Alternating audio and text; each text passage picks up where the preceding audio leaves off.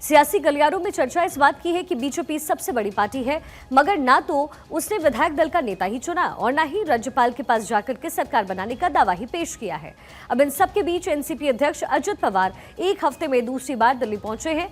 सूत्र बताते हैं कि आज उनकी अमित शाह से मुलाकात हो सकती है।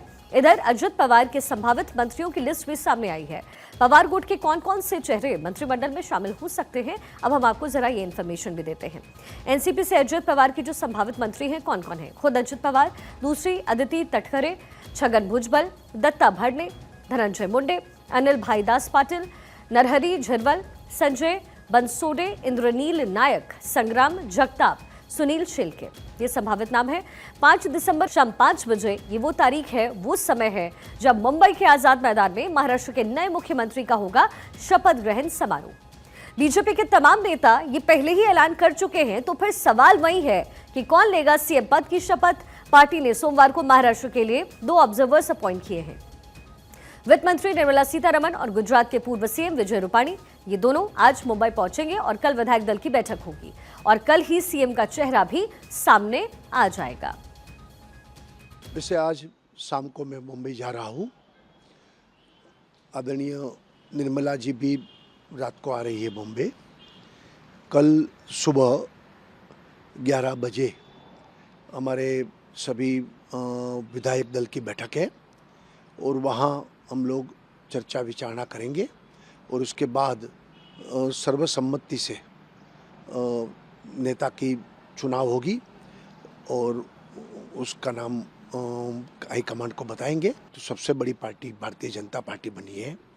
दूसरा, शिंदे जी ने ही स्टेटमेंट दिया था कि भाजपा के सीएम बने तो मुझे कोई तकलीफ नहीं है। तो मुझे लगता है, मेरी बात नहीं हुई लेकिन मुझे लगता है कि इस बार बारी भाजपा के सीएम बनने की होगी।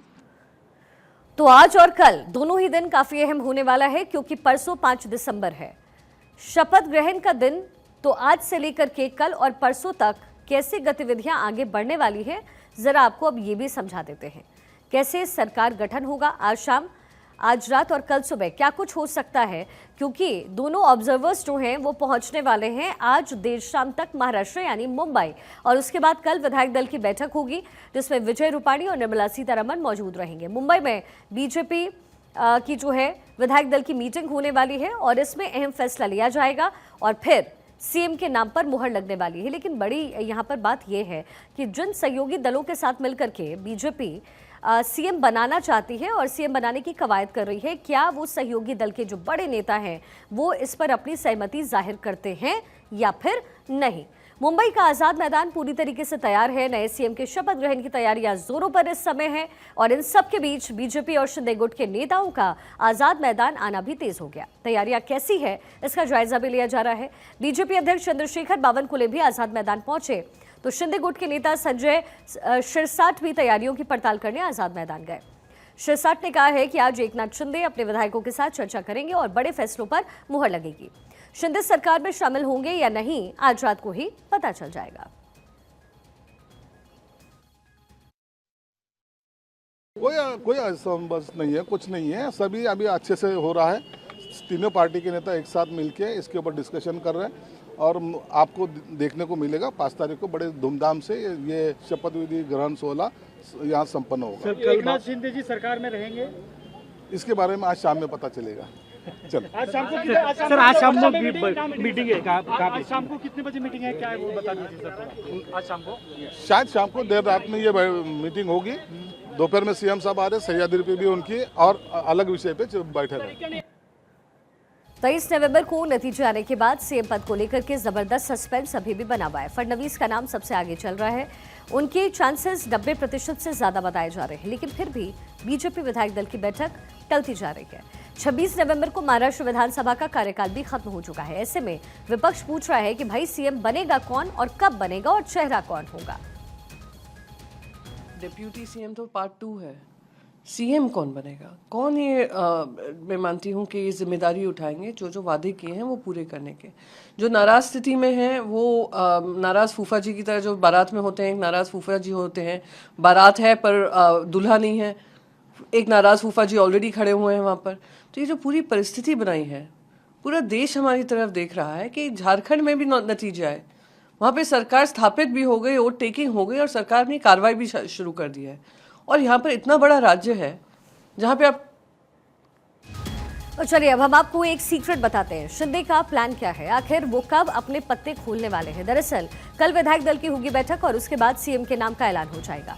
सूत्र बताते हैं कि शिंदे भी इसी का इंतजार कर रहे हैं और उसी के हिसाब से वो अपनी पूरी प्लानिंग भी इस समय कर रहे हैं। शिंदे का जो सीक्रेट प्लान है वो क्या है? बीजेपी विधायक दल की बैठक का इंतजार कर रहे हैं। बीजेपी की बैठक के बाद पत्ते खोलेंगे एकनाथ शिंदे। फडणवीस सीएम बने तभी डेप्यूटी सीएम वो बनेंगे, कोई और सीएम बना तो फिर डेप्यूटी सीएम वो नहीं बनेंगे। अपनी पार्टी का स्पीकर भी वो मांग सकते हैं, सूत्रों के हवाले से खबर मिल रही है। तो यकीन मानिए महाराष्ट्र की जो सियासी पिक्चर है उसमें कभी भी ट्विस्ट आ सकता है। शिंदे क्या करेंगे इसका खुलासा कल तक होने की उम्मीद है। अभी ये तो तय है कि वो फडणवीस के साथ हैं, लेकिन अगर बीजेपी ने नया चेहरा इंट्रोड्यूस किया तो सूत्र बताते हैं कि शिंदे डिप्टी सीएम का पद नहीं स्वीकारेंगे। तो सब कुछ डिपेंड करता है बीजेपी विधायक दल की बैठक पर, जो कि कल सुबह 11 बजे मुंबई में होगी। तो इंतजार कीजिए और महाराष्ट्र की सियासी तस्वीर पर बारीकी से हमने नजर रखी हुई है। महाराष्ट्र में जो पिक्चर है वो अभी तक क्लियर नहीं है, क्योंकि जो कुछ बातें रखी जा रही है एकनाथ शिंदे की तरफ से, पहले हमने देखा कि वो अपने घर सतारा चले गए, फिर उसके बाद उनकी वापसी होती है। पहले सीएम के पद को लेकर के तनातनी थी, अब डेप्यूटी सीएम के पद को लेकर के तनातनी की संभावनाएं हैं। और दूसरी सबसे बड़ी बात, बीजेपी जो एक अलग स्ट्रैटेजी से चलती है, यानी क्या महाराष्ट्र में एक नए चेहरे को लेकर सीएम पद पर बैठाएगी बीजेपी। लेकिन फिर अगर ऐसा होता है तो कहा यह जा रहा है कि एकनाथ शिंदे इस सिचुएशन के लिए तैयार नहीं है। वो कह रहे हैं कि अगर फडणवीस सीएम बने तभी मैं डेप्यूटी सीएम का पद ग्रहण करूंगा। लेकिन यहाँ एक और पेच है कि शिंदे जो हैं वो डेप्यूटी सीएम के पद के साथ साथ मांग रहे हैं गृह मंत्रालय, जो कि ज्यादातर सीएम के पास होता है, क्योंकि गृह मंत्रालय का कमान यानी कि पूरे राज्य का कमान। अब ऐसे में बीजेपी क्या इससे मानती है? सत्यप्रकाश हमारे साथ कनेक्टेड है। सत्यप्रकाश, मैंने आपसे सवाल पूछा था, वहां तैयारी इस समय क्या हो रही है? बिल्कुल, देखिए महाराष्ट्र के नए सीएम की तैयारी चल रही है और सीएम कौन होगा किसी को भी इस बात का अंदेशा नहीं है। हालांकि कल सुबह 10 बजे से लेकर शाम 4 बजे तक जो है विधायक दल की बैठक होने वाली है। इसमें यह साफ हो जाएगा कि भारतीय जनता पार्टी किसे विधायक दल का नेता चुनती है और कौन होगा महाराष्ट्र का सीएम।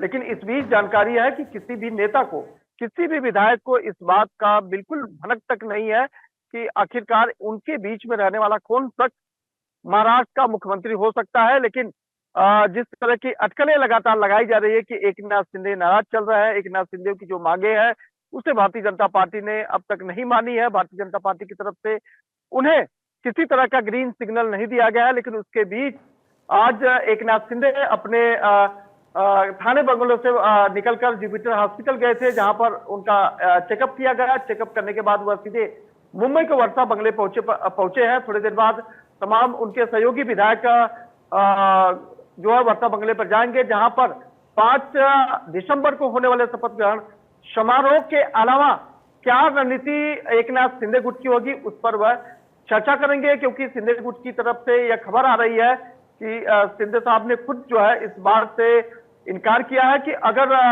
देवेंद्र फडणवीस को मुख्यमंत्री नहीं बनाया जाता है तो वह डिप्टी सीएम का पद नहीं लेंगे, क्योंकि वह लगातार मांग कर रहे हैं कि गृह मंत्रालय उन्हें दिया जाए, उसके बाद उनके बेटे को जो मंत्रिमंडल में शामिल किया जाए। लेकिन उनके बेटे ने सीधे तौर पर इस बात से इनकार कर दिया था कि उनका कोई नाम चल रहा है या कोई जो है मिनिस्ट्री लेने वाले हैं, इस तरह का कोई उनकी चर्चा नहीं है। वो चाहते हैं कि लोगों के बीच में रहकर ही वह सेवा करें। लेकिन जिस तरह से एकनाथ शिंदे पिछले दिनों लगातार यह कर रहे थे कि होम मिनिस्ट्री उन्हें चाहिए, अर्बन डेवलपमेंट की मांग उन्होंने की थी, लेकिन भारतीय जनता पार्टी ने न तो अर्बन डेवलपमेंट की बात कर रही है, नहीं जो है गृह विभाग की बात कर रही है। तो ऐसे में महाराष्ट्र की तस्वीर अभी तक क्लियर नहीं है और 2 दिन बाद ही सीएम का शपथ ग्रहण समारोह भी होने वाला है। सत्यप्रकाश, बहुत बहुत शुक्रिया आपका इस पूरे इन्फॉर्मेशन के लिए। और